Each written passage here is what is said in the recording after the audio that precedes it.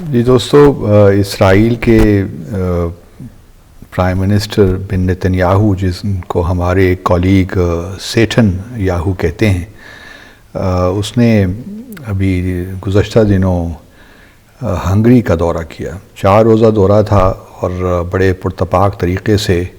وہاں جو ہنگری کے وزیر اعظم ہیں وکٹر اوربن، جو کہ ہم جانتے ہیں ان کا رائٹ ونگ سے تعلق ہے، بڑا وارم ویلکم دیا اور بڑی زبردست وہاں پہ بات چیت بھی دونوں وزراء اعظم کے درمیان ہوئی۔ اس دوران ہم نے یہ بھی دیکھا کہ دنیا بھر میں پروٹیسٹ بھی ہو رہے ہیں، اور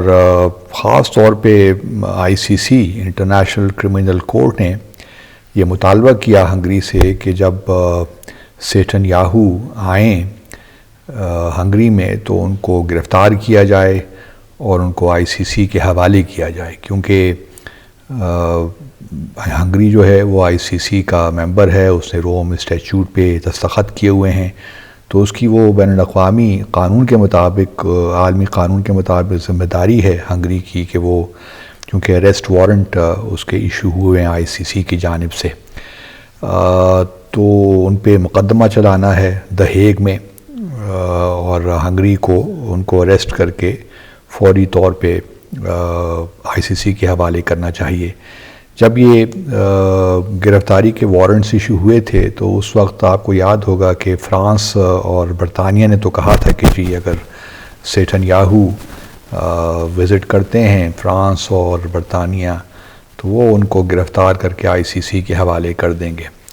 اب ہنگری بھی جو ہے EU کا ممبر ہے، جس طرح فرانس ہے، جرمنی ہے، اور ساتھ ساتھ نیٹو کا ممبر بھی ہے، تو یہاں پہ اسرائیلی پرائم منسٹر کا اس وقت آنا جب کہ اسرائیل نے سیز فائر غزہ میں اس کو بھی وائلیٹ کر کے اس کو بھی توڑ دیا، اور اس وقت جو بمباری وہاں پہ ہو رہی ہے، بلکہ ابھی میس گریو بھی ایک نکلی ہے جس میں جو میڈیکل ورکرز تھے ان کو نشانہ بنایا گیا تھا، ایک ایمبولنس میں وہ جا رہے تھے، اور تو اس وجہ سے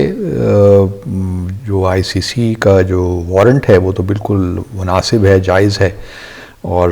ہنگری کو گرفتار کر کے کرنا بھی چاہیے تھا، لیکن وکٹر اوربن نے ایسا کیا نہیں، کیونکہ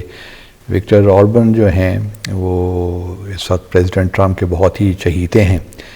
یورپ میں خاص طور پہ، اور دونوں کا مزاج ہی ملتا ہے، دونوں کا ورلڈ ویو بھی ملتا ہے، تو اس وجہ سے ہی سیٹن یاہو نے ہنگری کا دورہ کیا ہے۔ اور جس دن یہ دورہ ہوا اس سے ایک دن پہلے ہی ہنگری نے یہ اعلان کیا کہ ہم ICC سے وڈرا کر رہے ہیں، یعنی یہ کہ یہ اینٹی اسرائیل ہے اور اس کی جورسڈکشن کو ہم قبول نہیں کرتے۔ لیکن یہ کہہ دینا کافی نہیں ہوتا، اس کے لیے ایک پروسیس ہوتا ہے، اور وہ process can take a year to complete, اور اس کے بعد ہی فارملی وڈرال ہو جاتی ہے، لیکن چونکہ اس وقت تک وہ فارمل وڈرال نہیں ہوئی، فارمل نوٹیفیکیشن ایشو نہیں ہوا ICC کی جانب سے، تو پھر اس وجہ سے ابھی تک اسرائیل جو ہنگری ہے وہ ICC کا ممبر ہی تسلیم کیا جائے گا۔ لیکن یہ بات تو چلیے ہو گئی، ہنگری نے جو کرنا تھا کر لیا، وکٹر اوربن نے اپنی دوستی نبھانی تھی ٹرمپ کے ساتھ اور سیٹن یاہو کے ساتھ، وہ تو ہو گئی، لیکن باقی مسلم ممالک کیا کر رہے ہیں؟ میرے لیے اصل سوال تو یہ ہے، کیا ہم نے اسرائیل کے ساتھ تو چلیے چھوڑیے، جن عرب ممالک نے ان کے ساتھ تعلقات قائم رکھے ہیں، یا مسلمان ممالک نے بھی تعلقات قائم رکھے ہیں، وہ تو انہوں نے توڑنے نہیں ہیں، اور حالانکہ سب سے پہلا تو اسٹیپ یہی ہونا چاہیے تھا کہ جتنے بھی مسلمان ممالک کے سفارتی تعلقات ہیں ان کو وہ ختم کرتے اور اپنے سفارت خانے وہ بند کرتے، اور اسرائیلی سفارتکاروں کو بھی کہتے ہیں کہ اب ہمارے ملک سے چلے جائیں، لیکن ایسا نہیں ہوا،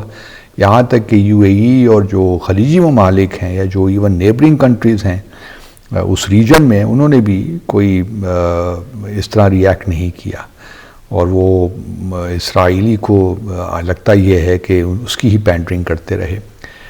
تو یہ ایک بڑے افسوسناک بات ہے۔ لیکن تو ہم اس سے کیا توقع رکھیں؟ جب اسرائیل کے خلاف کچھ نہیں کیا تو ہنگری کے خلاف کیا کریں گے؟ چاہیے تو یہ تھا کہ ہنگری کے خلاف بھی جو ہے کچھ کچھ نہ کچھ تو پروٹیسٹ ہوتا مسلم ممالک کی جانب سے کہ آپ نے نیتن یاہو کیوں آفیشیل دورے پہ بلایا اور پھر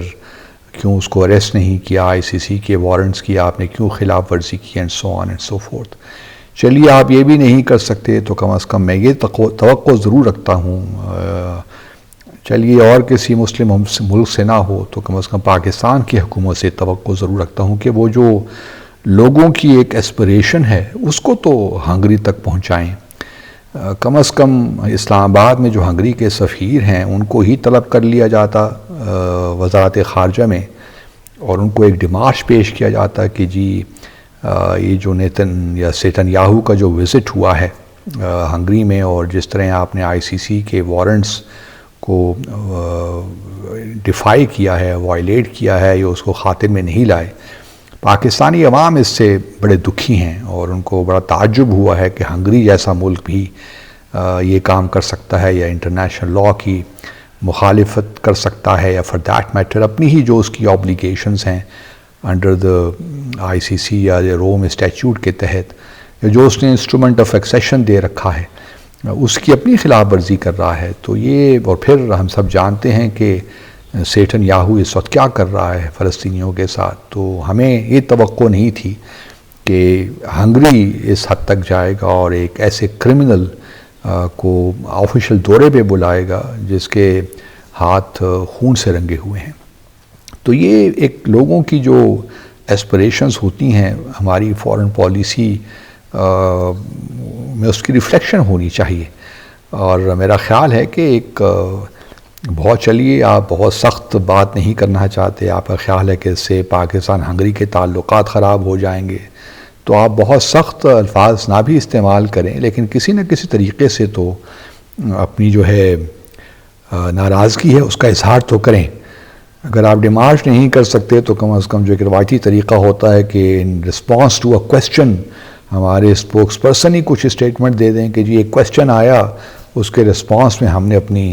اپنی پوزیشن کو ری آئٹریٹ کیا کہ ہم ICC کا جو، گو کہ ہم ICC کا ہم بھی ممبر نہیں ہیں، لیکن یہ ہے کہ کہا جا سکتا ہے کہ جی ہم خود ممبر نہیں ہیں تو اس لیے ہم کیا کریں، ICC کو ہم نے بھی ریکگنائز نہیں کیا ہوا، لیکن یہ چلیے یہ کوئی بات نہیں ہے، ہنگری تو ہے نا،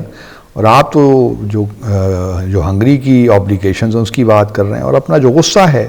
اسرائیل یا نیتن یاہو کے خلاف اس کا اظہار کر رہے ہیں۔ تو میں امید کرتا ہوں کہ ہمارے حکمران کم از کم کچھ نہ کچھ اس سلسلے میں ضرور کہیں گے، اور جو لوگوں کا اس وقت غصہ ہے نیتن یاہو کے خلاف یا اسرائیل کے خلاف اس کا برملا اظہار کریں گے۔ Thank you.